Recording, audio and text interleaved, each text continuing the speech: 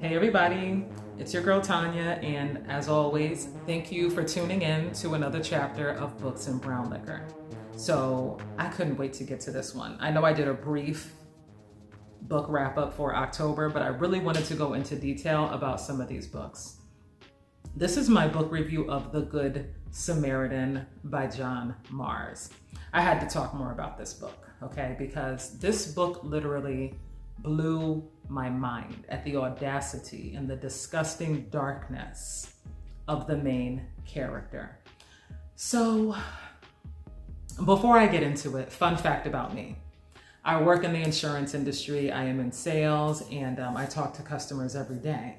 Now, because it's insurance and it's legal, my calls are recorded for quality assurance purposes. You know how when you call your cell phone company, your credit card company, the cable company, and they tell you, this call may be recorded for quality assurance purposes. So it's annoying when you work at a place like that. So whenever I do something wrong on the phone, I have to have a very uncomfortable meeting with my supervisor where she'd be like, Tanya, why'd you do that? And I gotta be like,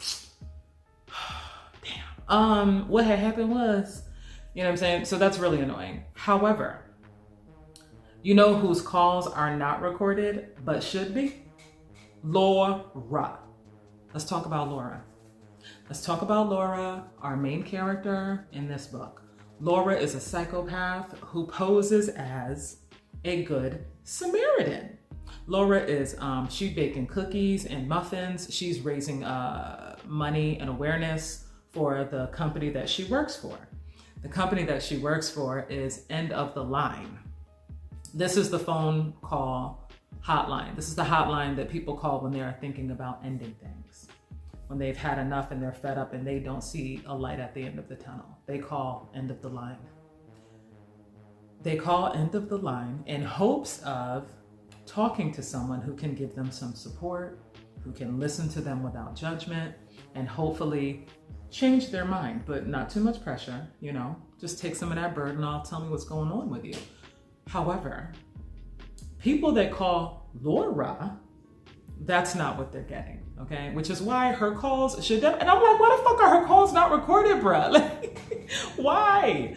Okay, so when Laura talks to people, the people be like, yo, life is hard, this is what I'm going through, you know what I'm saying?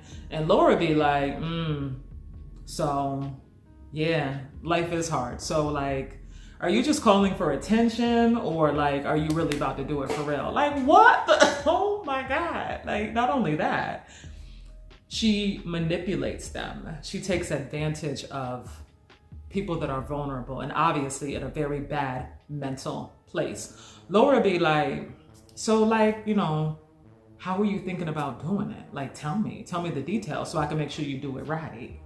Yeah, that's what I said. So she'd be like, okay. I was thinking, you know, maybe Tuesday at 10. Yeah.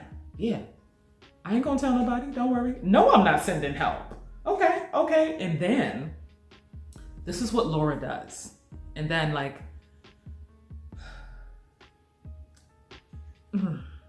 not only does she push people over the edge, figuratively speaking, of course, but she follows up by looking for their obituary. Sometimes she goes to their funerals.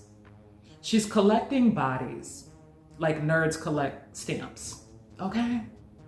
This is Laura's dirty little secret. Now, it's a doozy, but this is her dirty little secret. Nobody knows. On the outside, she looks like this wonderful, amazing, accomplished woman. So then, let's just say, what if one day somebody what if somebody discovered Laura's dirty little secret and decided that it was time to do something about it? What if? That's all I could say without saying too much, but what I will say is this is a ride. The things that this woman does. I'm gonna tell you right now, you're gonna hate every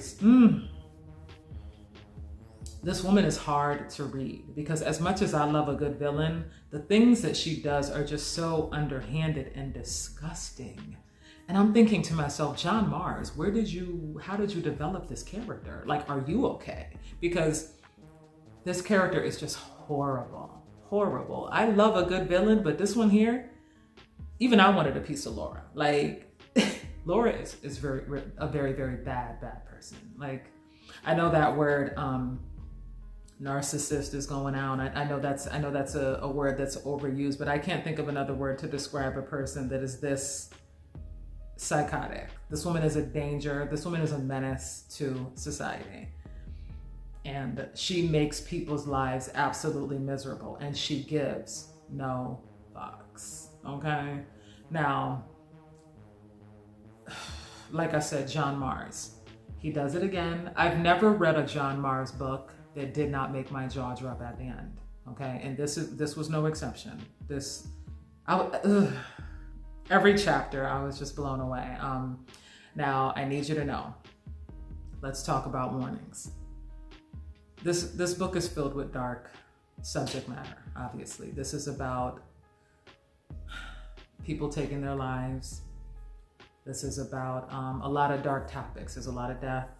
You know what I mean? There are some, it's a hard topic, you know what I mean? And the thing is, like, it's a very touchy topic to not only write about, but to read about a woman who just plays with people's lives like they're nothing.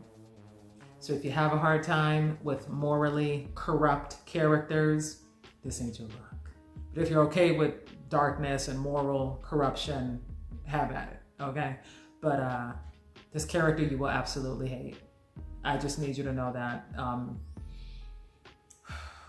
You know how, like, a lot of books, there's a hero and a villain. In this book, the villain is definitely running this shit. That's all I'm gonna say.